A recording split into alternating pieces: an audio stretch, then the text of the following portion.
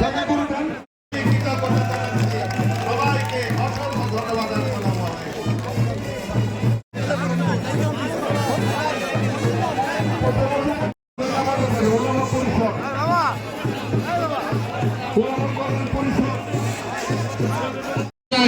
সেই জন্য সকলে গাজীপুরের এক আসনের সকল বিএনপি নেতৃবৃন্দ ঐক্যবদ্ধ হয়ে আগামী দিনে মেজর আমাদের সম্পাদক কাজী সাহেবের বাবু উপস্থিত আছেন হালাল ভাই।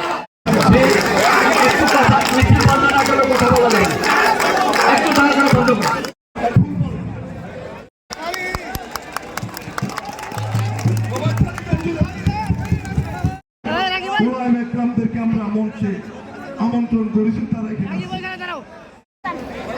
আজকের অনুষ্ঠান আমাদের আপনাদের ভোটে নির্বাচিত ধানের শীষের প্রতীকের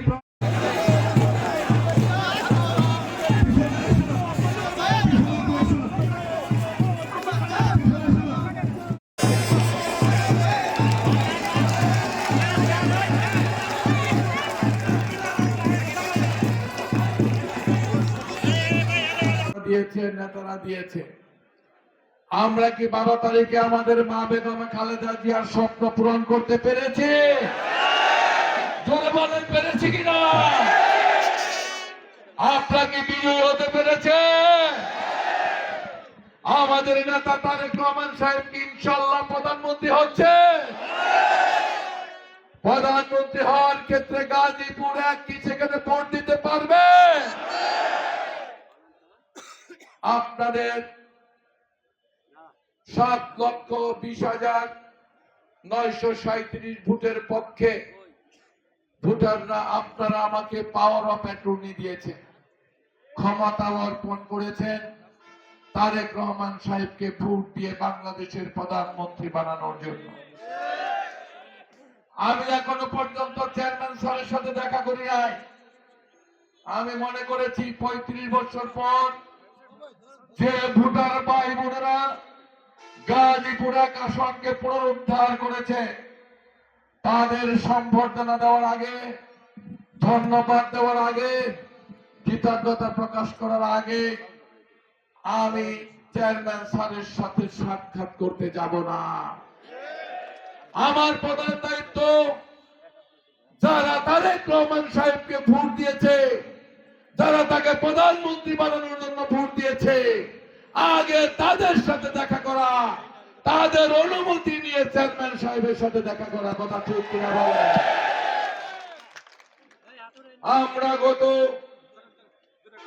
প্রায় 3 মাস মনোনয়ন পাওয়ার পর আপনারা জানেন সকাল 7টা থেকে বেরিয়ে রাত 2টা পর্যন্ত আমরা ক্যাম্পেইন করেছি। কথা ঠিক কিনা? আমরা নিরলসভাবে প্রায় 650 ক্যাম্পেইন করেছি। আপনাদের সাথে দেখা হয়েছে, কখন দিন হয়েছে রাত হয়েছে সেটা আমার কোনো কাছে বোধগম্য ছিল না।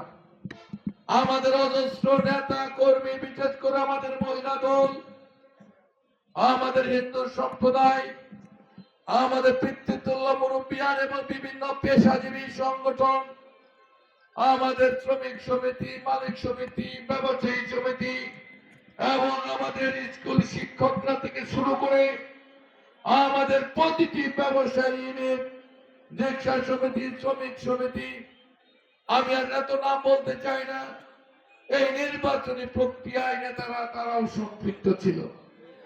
আমরা যখন এই ক্যাম্পিং এ গিয়েছি, কালিয়াকুড়ে আলেমদের দোয়া নিয়েছি, নজরুল ভাইদের ওখানে গিয়েছি, দোয়া নিয়েছি, কোনাবাড়ি কাশিমপুর বাসনে গিয়েছি। ক্যাম্পিং এর আগে তাদের দোয়া নিয়ে তাদের সম্পৃক্ত করে তারপর আমরা ক্যাম্পিং শুরু করেছি। আগে মানুষ মনে করত আলেমরা মানেই বুধই জামাত, কিন্তু ঘটনা তা নয়। যারা সহি আলেম তারা কেউ জামাতের সাথে নাই। কথা ঠিক কিনা বলেন? যারা ওই দল করে তারা বিভিন্ন দল থেকে হায়ার হওয়া, শুধু লেবাস পাল্টেই দল করেছে। তারা যদি ইসলামিক দল হয়ে থাকে তাহলে রাতে রাতে টাকা দিয়ে ভোট কেন কিনতে গিয়ে তারা বললো বন্ধুরা ঠিক কিনা? তারা জাল ভোট দিতে যেয়ে পেপার পকেট থেকে বের করে ফেলতে গিয়ে ধরা পড়ে কেন 2 বছরের কারাগার হলো তাদের। সুতরাং জাল জালিয়াতি মিডিয়া দিয়ে বিভ্রান্ত করে বিএনপির ভোট ব্যাংকে আঘাত করে বিএনপি নেতাদের চরিত্র হরণ করাই ছিল তাদের মূল লক্ষ্য। কিন্তু গাজীপুর একের ভোটাররা তাদের কথাই কর্ণপাত করে নাই বন্ধুরা। আরেকটা কথা বলতে চাই, আপনারা কত ভোট পেয়েছেন ধানের শীষ গাজীপুর একে জানেন তো? কত? 2,10,000। মনে রাখেন ভালো করে, 2,10,000 ভোট পেয়েছেন গাজীপুর একের ধানের শীষ। কত ভোটের ব্যবধানে জিতেছেন? 60,000। আর দলের মেয়েদের গাপটি মেরে থাকা যদি কেউ মির্জাফরি না করতো কত ভোটে জিততেন ধানের শীষ?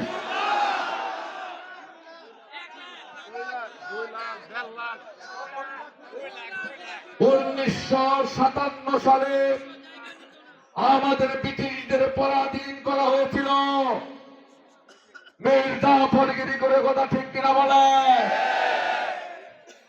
এই নির্বাচনে তারা বিএনপি পরিবারের সদস্য বলে দাবি করে। তারা কি সকলে আপনাদের সাথে ছিল? আর 12 তারিখের পর কি তারা বিএনপি পরিবারের সদস্য দাবি করার এখতিয়ার রাখে? বলেন রাখে কিনা? আমাকে হুমায়ুন ভাই বলে তুমি কিছু বললো না, চুপ থাকো। নেতা আমি কেন বলবো না? এই মির্জাফরদের সাথে তো একত্র চলা যাবে না। তারা তারেক রহমান সাহেবকে বাংলাদেশের প্রধানমন্ত্রী বানাতে চায় না। যারা গাজীপুরে ধানের শীষকে হারিয়ে দিতে চেয়েছে, তারা গাজীপুরাকে তারেক সাহেবকে হারিয়ে দিতে চেয়েছে, তারা গাজীপুরাকে খালেদা জিয়াকে হারিয়ে দিতে চেয়েছে, তারা গাজীপুরাকে বিএনপির পরিবারকে হারিয়ে দিতে চেয়েছে। তাদের বিরুদ্ধে যদি কথা না বলে তাহলে আমি বড় মির্জাফর হয়ে যায়। এটা কোনদিনই এই ভূমিকায় অবনীত হতে পারি না। মৃত্যুর মুখোমুখি হয়েছি বহুবার। আমার সুস্পষ্ট বক্তব্য নির্বাচনী ক্যাম্পে দিয়েছিলাম। ভোট বাড়লো কি কমলো সেই দিকে আমি খেয়াল করি নাই বলেছি। সেদিনও সতর্ক করেছিলাম। এখনো পর্যন্ত সময় আছে। তারেক সাহেবকে প্রধানমন্ত্রী বানানোর পথে বাধা হয়ে দাঁড়াবেন না। দাঁড়িয়েছেন যারা, তাদের বিচার বাবুল ভাই তারেক রহমান প্রধানমন্ত্রী শপথ নেবার আগেই আপনাকে করতে হবে। আপনি বিভাগীয় সাংগঠনিক সম্পাদক, আপনি যদি করতে ব্যর্থ হন জনগণের সামনে এসে বলতে হবে আপনি এটা পারেন না। এত বড় অপরাধ আমাদের কমিটি বিক্রি করেছে, আমরা কিছু বলি নাই। আমাদের আপনাকে হুমায়ুন ভাইকে জেলা বিএনপি থেকে বাদ দিয়েছে, কিছু বলি নাই। হেলাল সাহেবকে টিভি দিয়ে তুলে নিয়ে গিয়েছেন, কিছু বলি নাই। পারভেজ আহমেদকে জেলে পুরেছেন, আমরা কিছু বলি নাই। 82 জনের মধ্যে 36 জন আওয়ামী লীগ দিয়ে কমিটি সাজিয়েছেন, কিছু বলি নাই। তাই বলে তারেক সাহেবকে প্রধানমন্ত্রী হতে দিবেন না, এটা তো আমরা মেনে নিতে পারি না। আপনার সব কথা শুনবো, আমি এই কথা শুনবো না। আমি তাকে হাতে ধরেছি, পায়ে ধরেছি।